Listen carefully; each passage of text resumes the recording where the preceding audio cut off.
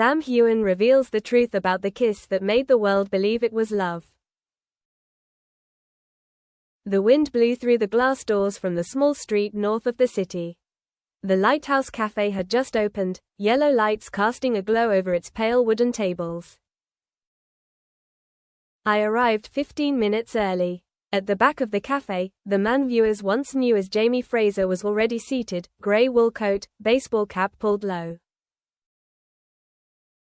10 years since Outlander debuted, and 8 years since the world began wondering about his first kiss with Katrina Balfe, a kiss that is considered one of the most honest moments in television history. In all that time, he has never confirmed it, never denied it. Do you get asked about it often? I began as the waiter set down 2 cappuccinos. Sam chuckled, his voice as deep and husky as ever. If I had $1 for every time someone asked about that kiss, he said, I'd probably buy half of Scotland by now. Point 2. Memories that never fade. He swirled his coffee cup gently, his eyes looking out at the misty street. It happened on the 4th Friday of the shooting week, he said without thinking. We were in a fake wooden house that they had built in the middle of the studio. It was very cold. The lights were shining everywhere, the smell of artificial smoke and candle wax mixed together. The director asked for a 5th take. Each time, he wanted a little more emotion, a little more desire. And then, he paused, smiling faintly. The last time, I didn't think anymore. I just looked into her eyes. The camera panned close to their faces, the lighting adjusted to reflect the sparks in Claire and Jamie's eyes. Everyone on the crew was silent. No one said anything when the scene ended, he said. No one applauded, no one cut. The director just stood there, watching, then nodded slightly. I asked, do you know that at that time, the whole world believed that you two were really in love? He chuckled, I know. And maybe, in that moment, we believed it too. Point 3. The silence that lasted 10 years. Why hadn't he spoken for a decade? Sam leaned back, his hands clasped. When the film became famous, everything changed. The story was no longer ours alone. People wrote thousands of articles, cut every frame, read every glance. I was afraid that if I confirmed it, it would break something sacred, for the film, for her, and for me. He said there was a time when he and Katrina didn't see each other off set. They kept their distance, their schedules were tight, each started their own projects. When she got married, I felt relieved, he whispered. Because I know, if I keep quiet, at least it will be a beautiful memory. But if I say it out loud, I'm afraid it will turn into a rumor. Point 4. The reporter plays the memory tape again. I put the small recorder on the table. So today, why do you want to say it out loud? He was silent for a long time. Outside, the rain started to drizzle against the glass door. Sam watched each drop of water and then said softly, because I'm tired of acting in real life. For 10 years, I've always played the silent role. I asked, so, was that kiss real? He smiled, a smile that was half confession, half apology. Yes. Completely real. There was no direction, no technique. It happened like when two people really want each other. His voice was very small, but enough to make me feel a chill down my spine. It wasn't a sensational confession, but a sigh of relief. Point 5. Flashback, the fateful day of filming. He continued, his voice steady and slow, as if he were replaying the footage in his head. I remember the director saying, action, and everything went blurry.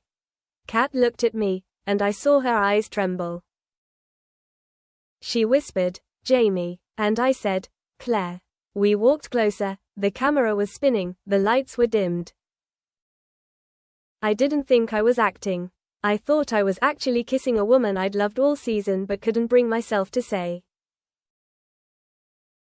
He laughed, embarrassed. Then she turned away, covered her face, and said, "Oh my God, we need a 5-minute break." I didn't know what to do. I just stood there. No one else on set said anything. When the director came closer, he just said, "We have the scene." I couldn't sleep that night, Sam said.